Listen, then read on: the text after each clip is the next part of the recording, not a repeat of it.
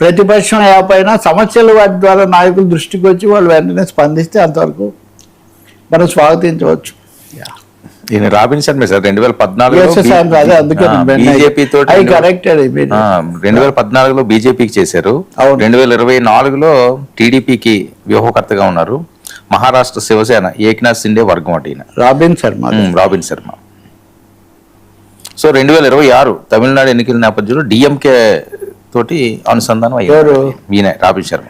కపిల్ సాహు కూడా ఆయనకు బాగా దగ్గరగా ఉండి వ్యూహకర్తగా పనిచేశాడు. అంటే ఒకటండి టీమ్స్ హెడ్స్ ప్రతి చోటికి వెళ్ళాలి. నేను చెప్పేది డిఎంకే కదా, టీవీకే కాదు. టీవీకే కపిల్ సాహు దీనికి రాబిన్ శర్మ టీఎంకే.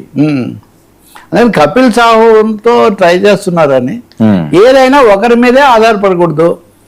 గతంలో లాగా ఆయన మీదే ప్రశాంత్ కిషోర్ పీకే మీదే ఆధారపడడం వల్ల అనేక పార్టీలు ఒక దశలో 2 సార్లు ఒకసారి గెలిచినవి కూడా తర్వాత దెబ్బతిన్నాయి. ఆఖరు మోదీ కూడా మొదట ఆయన మీద పడి గెలిచారు, కానీ 3వసారికి వచ్చేసరికి ఆ మెజారిటీ ఇప్పుడు రాలేదు. సో ఇలాంటి అంశాలు ఉన్నాయి. ఒకటే బాగా కత్తులకు పదును పెడుతున్నారు అందరూ.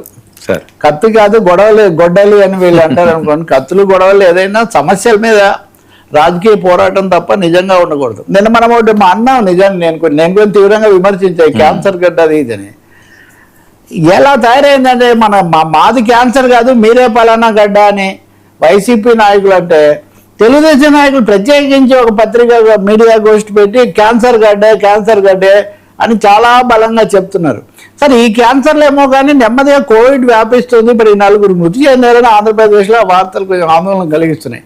గత అనుభవం రీత్యా ఆరోగ్య రంగంలో దాని మీద దృష్టి పెడితే చాలు సార్. నాయకులు ఒకరినొకరు నీవు ఆ జబ్బు అంటే నీవు ఈ జబ్బు ఇవన్నీ అనుకోవటం కంటే సార్ ఒకటొకటి చాలదండి.